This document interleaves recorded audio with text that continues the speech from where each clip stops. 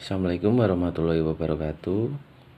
Perkenalkan, nama saya Anggit Pramudita dari kelas SMH dengan NIM 22395. Pada kesempatan hari ini saya akan menyampaikan presentasi tentang bagian-bagian dari drone.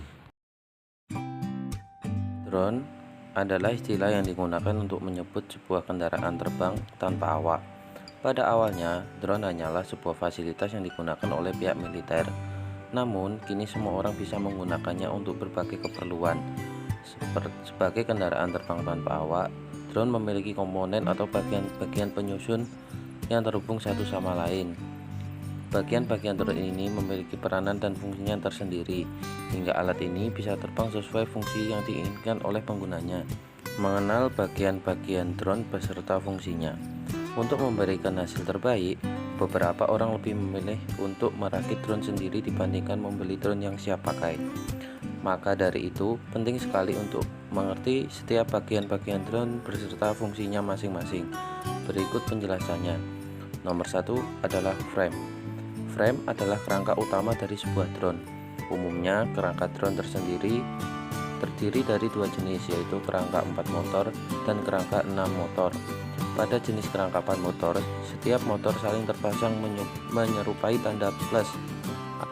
Yang kedua adalah motor. Motor menjadi salah satu bagian-bagian drone yang sangat penting untuk mendorong rotasi baling-baling. Komponen inilah yang meningkatkan kekuatan agar drone bisa terbang. Jumlah motor pada drone pasti selalu sama dengan jumlah baling-baling. Penggunaan motor harus sangat diperhatikan, baik pada parameter arus dan tegangan, kecepatan, kekuatan dorongan, dan efisiensinya. Yang ketiga adalah baling-baling. Baling-baling akan bergerak atas dorongan dari motor. Kerjasama antara motor dan baling-baling inilah yang sangat penting untuk menerbangkan drone. Baling-baling sendiri berputar dengan arah yang berbeda. Pada drone 4 motor, 2 baling-baling berputar dengan arah berlawanan jarum jam. Sementara itu, 2 baling-baling lainnya bergerak searah jarum jam. Controller. Flight controller bisa diibaratkan sebagai komputer mini yang berperan sebagai pengendali utama untuk menerbangkan drone. Komponen inilah yang bertugas untuk mengumpulkan sekaligus mengelola informasi terkait kecepatan, ketinggian, kemiringan, arah, dan hal lainnya. Alat ini juga berfungsi untuk mengontrol penerbangan drone agar bisa tetap berada dalam keadaan yang diharapkan. Yang kelima adalah radio controller. Untuk mengendalikan drone 4 motor dibutuhkan suatu pengendali jarak jauh menggunakan frekuensi radio. Nah, pengendali inilah yang dinamakan dengan radio controller. Pengendali ini membutuhkan receiver sebagai penerima dan transmitter sebagai pemancar. Receiver yang dipasang pada drone secara langsung terhubung dengan flight controller. Yang keenam adalah electronic speed controller atau ERC.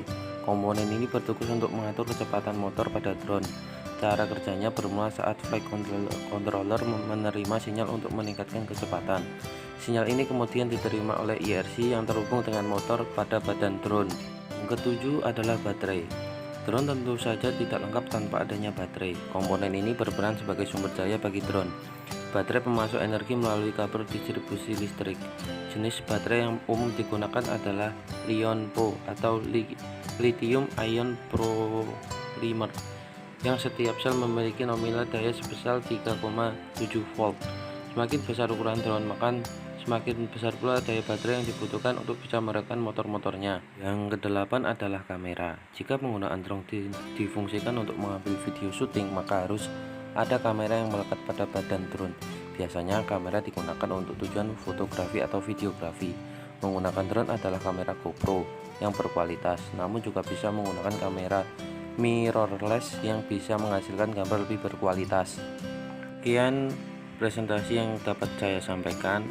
Bila ada salah kurangnya mohon maaf. Terima kasih.